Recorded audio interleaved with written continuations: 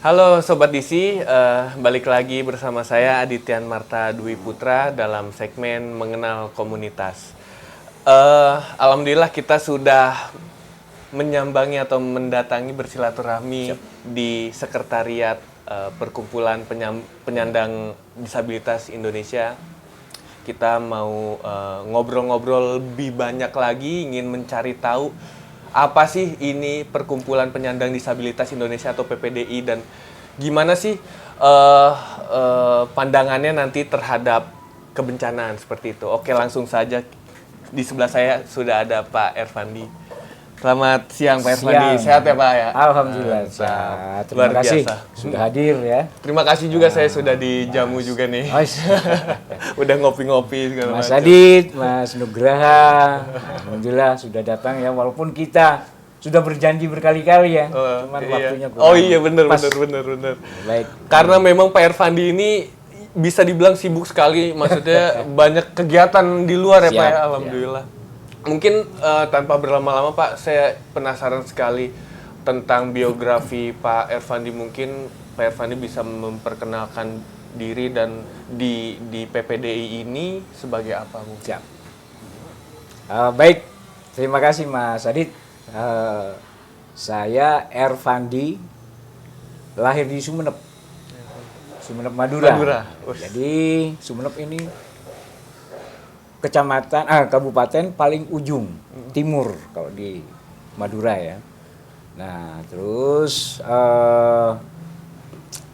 waktu itu memang kita belum ada komunitas ya, apalagi saya SD ini kan belum ada komunitas. Baru ada komunitas disabilitas itu setelah di Surabaya. Di Surabaya, Malang itu baru. Tapi saya tidak pernah kumpul dengan teman-teman disabilitas karena saya terus terang untuk kompetisinya memang dengan non disabilitas. Nah di Jakarta tahun 1998 saya ke Jakarta, terus pernah kerja di hotel 2 tahun ya. Kebetulan hotel ini kan sering digunakan, ada salah satu perusahaan dari mana ini yang dekat terminal itu, ada teman disabilitas di situ. Sekarang almarhum tangan satu. Wah, ini kok hebat juga ya, menduduki ketua koperasi apa waktu itu saya lupa. Akhirnya ngobrol-ngobrol, katanya saya anggota di PPCI katanya dia. Apa itu PPCI? Oh berarti zaman dulu masih PPCI. PPCI. Apa itu Persatuan Penyandang Cacat Indonesia. Oh terus pergerakannya apa? Ya ini untuk apa namanya menggaungkan misalnya kan hak-hak disabilitas, cacat dulu ya istilahnya. Saya tertarik tuh, keluar dari hotel hanya 2 tahun. Yuk coba. Nah, akhirnya saya diajaklah ke KAPCI, bukan ke PPCI. KAPCI. KAPCI itu Komite Advokasi Penyandang Cacat Indonesia. Ya memang ini khusus advokasi ya. Tapi nggak jauh beda lah dengan PPCI. Ya saya berapa tahun? 2 tahun kalau nggak salah di sana. Kok ini saya teman-teman dari teman saya yang satu ini memang dari Bogor. Katanya di Bogor ini banyak penyandang cacat, dulu penyandang cacat ya. Akhirnya 2004 saya ke Bogor. Ya, 2004 pas bencana tsunami Aceh. Itu saya ke Bogor masih dengan PPCI. Nah, kebetulan teman saya punya yayasan, namanya Yayasan Gema Penca. Kita rubah ADRT-nya ininya, masuklah saya di kepengurusan atau pendiri Gema Penca. Akhirnya sudahlah, ayo Mas Mudofir ini almarhum di PPCI, saya di Gema Penca. Jadi itu bergerak sambil dari awal mencari ini di mana disabilitas karena Kabupaten Bogor ini kan 40 kecamatan. Oh masih mencari tahapnya masih mencari teman-teman disabilitas menggabungkan karena memang rencana kita pengen tahu berapa sih jumlah Sementara dulu kan nggak ada Dinsos kalau nggak salah di Liquid sama Gus Dur ya. Iya, iya. Jadi teman-teman dari dinas sosial itu ada di dinas ketenagakerjaan, ada di Bapeda, Litbang, mencarlah. Jadi belum ada dinas sosial. Akhirnya cobalah kalau kita sendiri mungkin terkendala biaya. Akhirnya menggandeng pemerintah untuk mendata. Alhamdulillah data itu dari 2006 terkumpul itu sekitar hampir 7.000 ya, 7.200 sekian itu data yang kami dapat. Ya ini pengalaman awal saya di menangani penyandang disabilitas. Nah, 2016 keluarlah Undang-Undang Nomor 8 2016, istilah cacat sudah Diganti menjadi penyandang disabilitas. disabilitas. Dulu di Undang-Undang Nomor 4 97 masih istilahnya cacat. Ya. Nah, ini kalau di undang-undang yang lama memang lebih kepada charity, belas kasihan, bantuan. Di undang-undang ini maknanya beda lagi, kesetaraan. Iya. Jadi, ayo kita setara itu kan. Akhirnya dari itu kita coba menggali nih teman-teman yang punya potensi biar setara. Ya ini diawali dari 2006, baru sampai 2010 kembali saya ke Jakarta karena ngurus yayasan.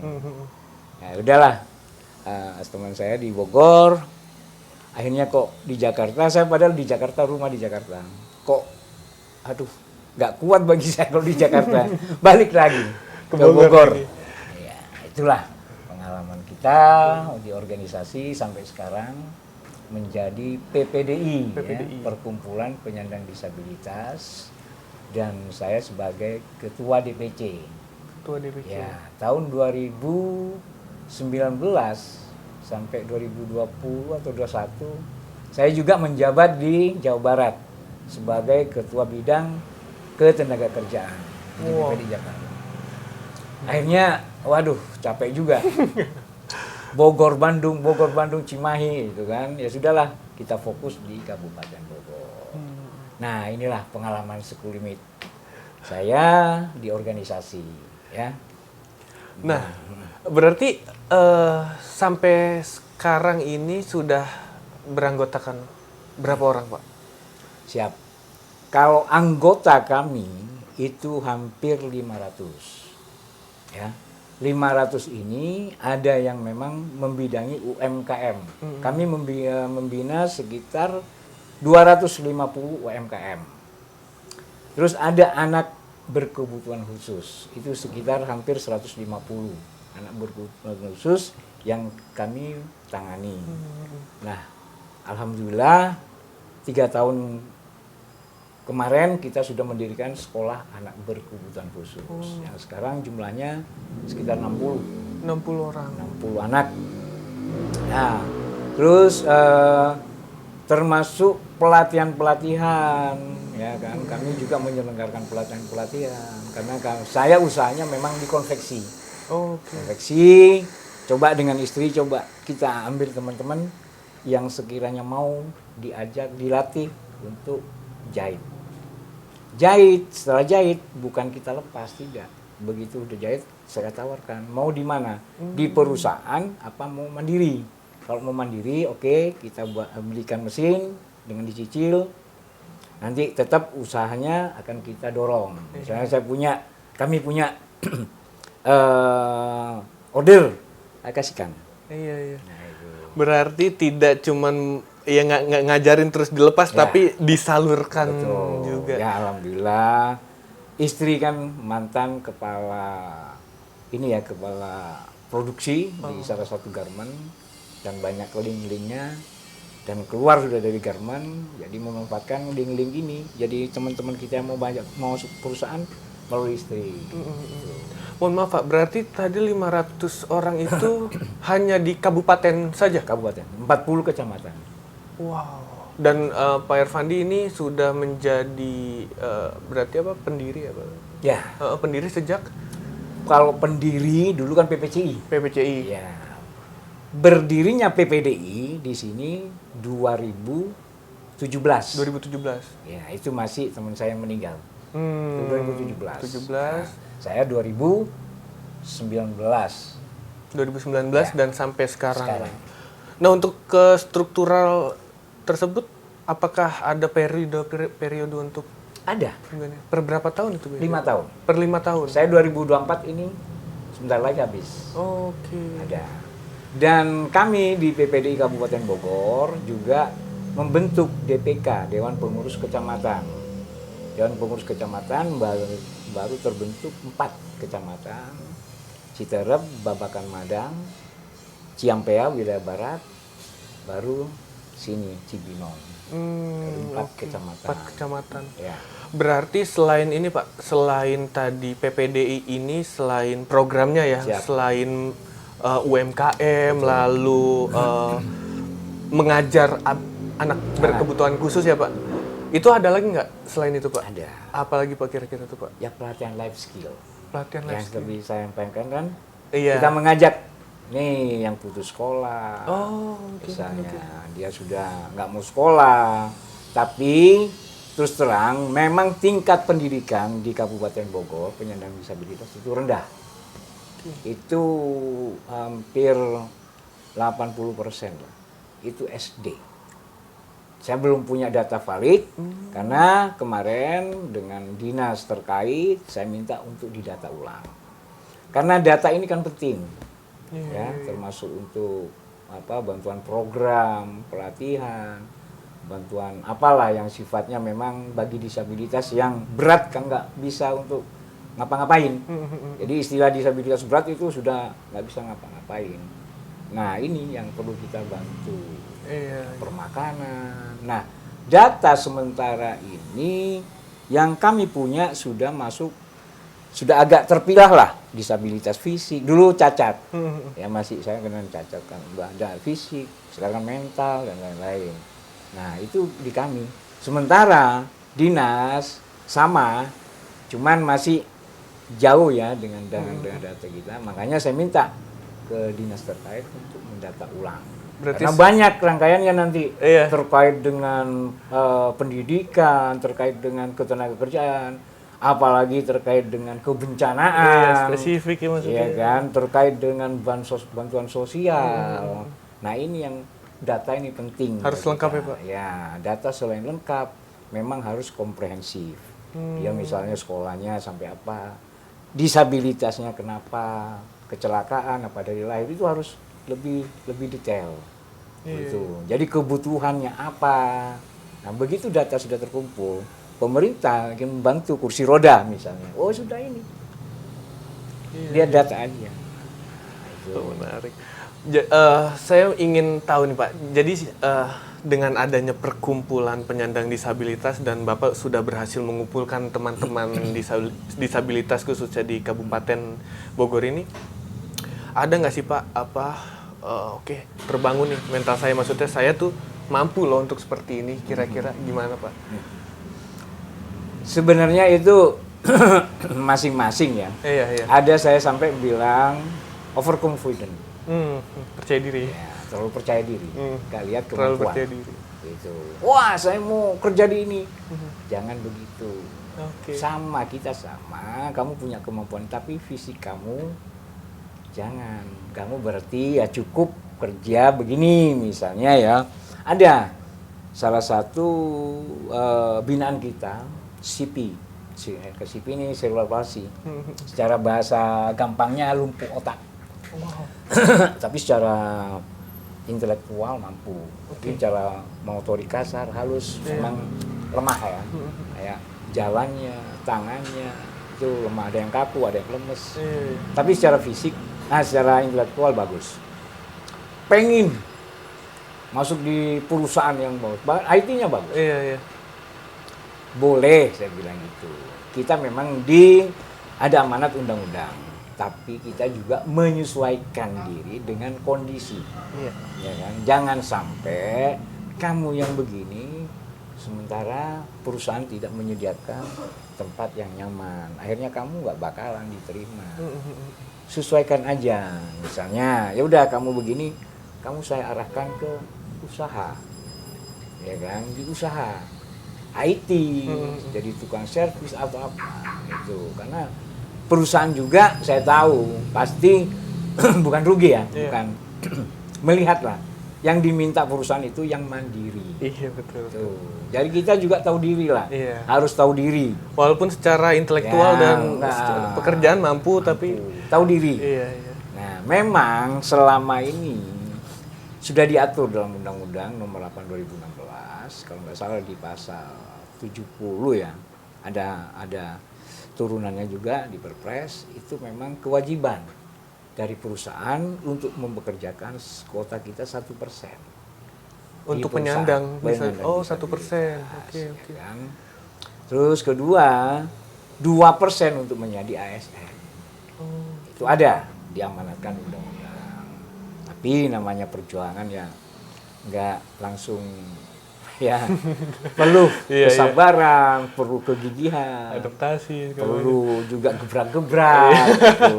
Ya, namanya Gebrak-gebrak perjuangan. apa nih maksudnya? Ya gebrak-gebrak kalau pemerintah atau kepala-kepala nggak paham-paham, ya kan? Iya. Itu perusahaan nggak paham-paham. Menarik, menarik. Nah, ini perlu kita sedikit gebrak, Iya, iya. sentil, ya kan? Ya tetap persuasif lah. Nggak perlu kita demo, nggak. Ini loh duduk bareng, ngopi bareng, ini Iya. loh undang-undang. Ini hak-hak kami. Tapi kami juga nggak bisa memaksakan.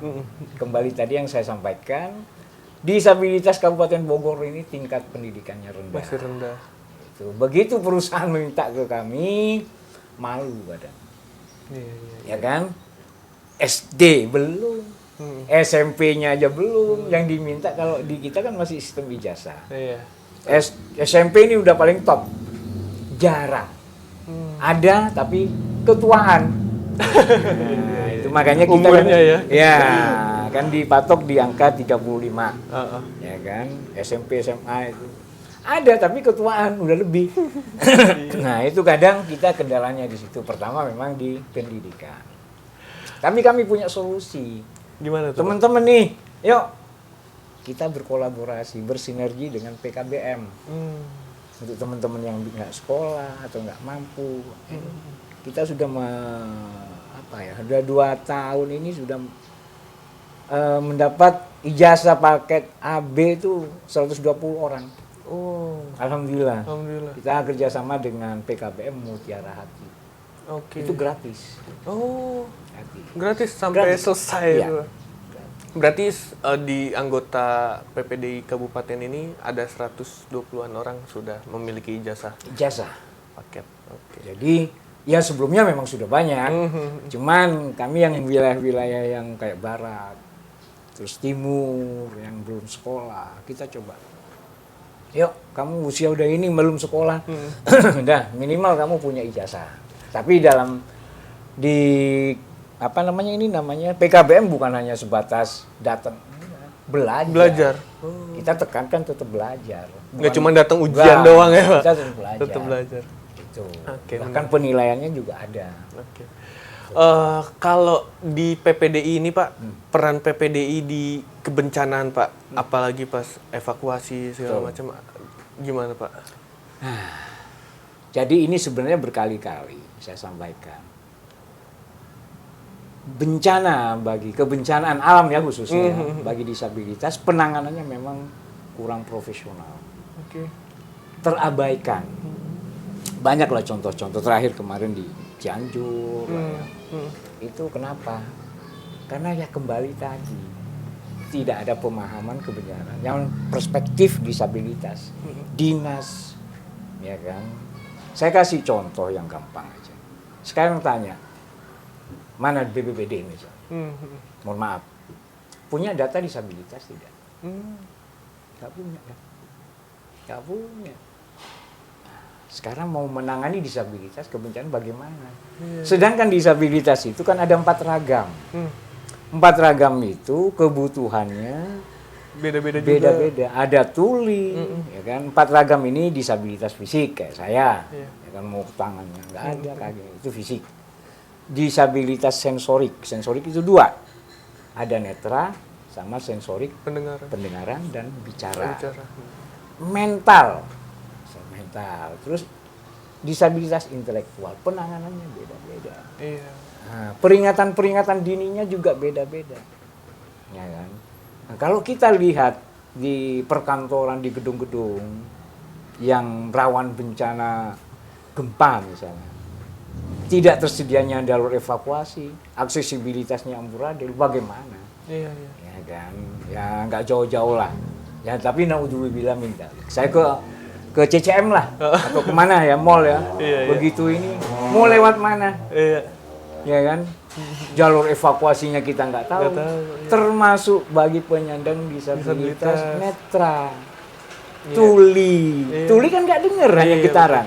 Ya harusnya sudah ada apa ya istilahnya, running tag atau apa menuju ke sana, Iya, iya. ini ke bawah, harusnya itu Di kita masih belum. belum. Nah ini bagaimana? Nah ini kan khususnya data. Data itu pun bukannya sebatas data. Data itu harus terpilih. Dipilih dulu, dipilah.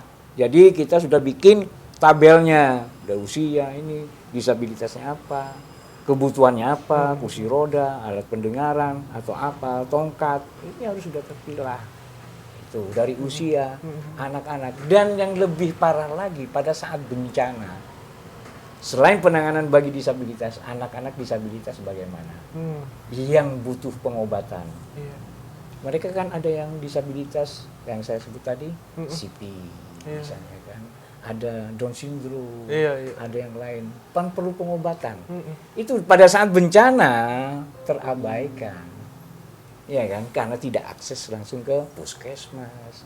Tapi kami memberikan solusi. Setiap anak yang membutuhkan obat, itu harusnya orang tua harus sudah siap Iya. obat. Pada saat ada bencana, tidak perlu repot-repot karena nanti ke puskesmas, minta rujukan ke dokter. Itu. Ini yang kita tekankan juga Iya. untuk kebencanaan bagi yang disabilitas anak. Ya. Anak. Ini sangat-sangat. Ya cobalah data di mana coba terhadap disabilitas kurang profesional. Masih kurang. Karena- Lengkap aja belum ya, Pak? Betul, karena memberikan kebijakannya tidak ada pelibatan.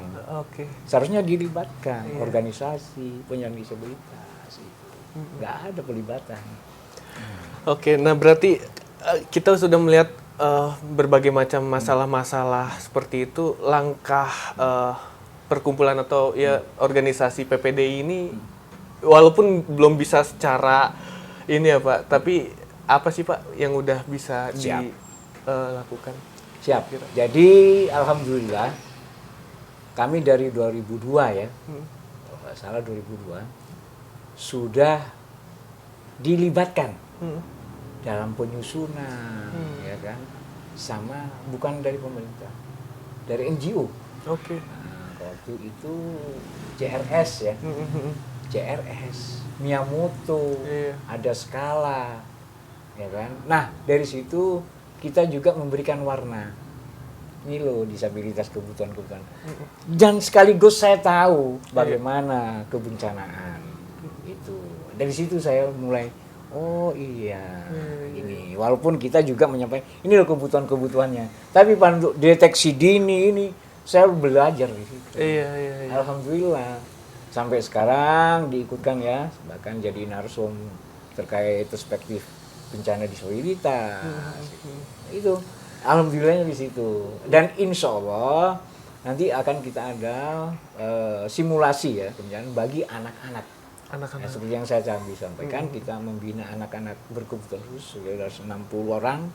Ini perlu ada simulasi Cara penanganan bencana. penanganannya. Minimal dikenalkan ya Pak. Ya? Betul, minimal paham dulu. Paham dulu.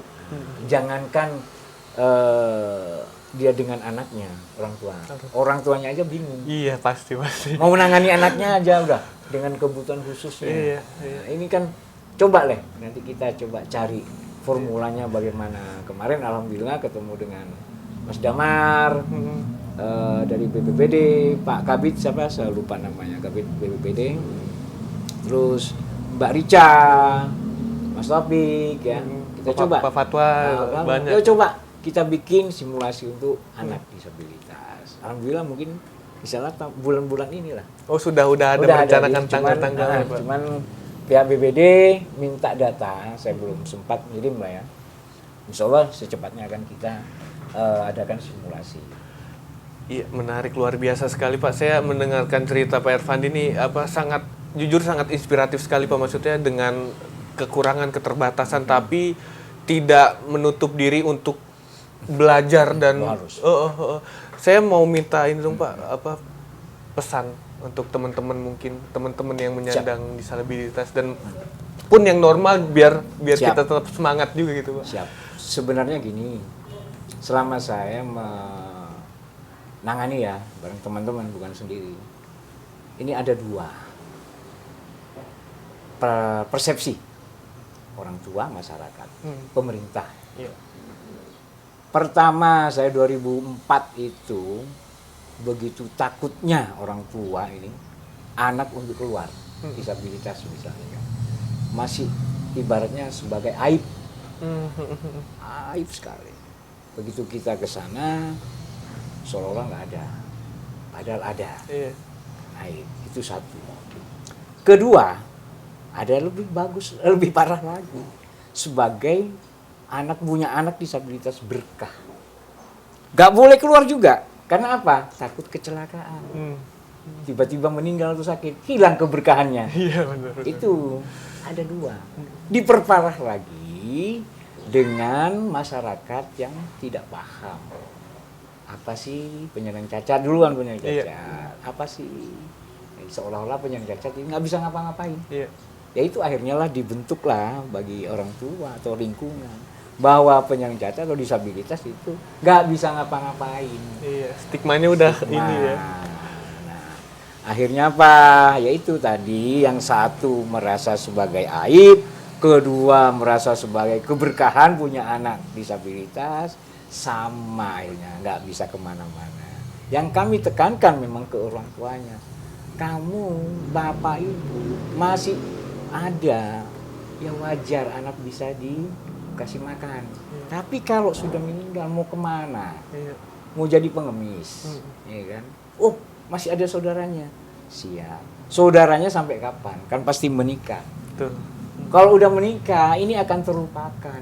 Punya kehidupan Ada sendiri. kehidupan sendiri. Ya bertahan paling berapa tahun. Tuh. Akhirnya anak bagaimana? Nah, ini yang kita sering sentuh orang tuanya. Juga masyarakat sekitarnya. Ini nggak usah jauh-jauh. 2004 kemarin, pas bukan pelantikan ya, kan desa ya kalau nggak salah ya, ada penambahan ini ya, penambahan jangka waktu 8 bulan, 8 tahun kalau nggak salah ya. 2000? 2004 kan? 2024 ini ya? Ini nggak jauh-jauh nih, deket Cibinong, Pak Citerep, daerahnya daerah Sanja.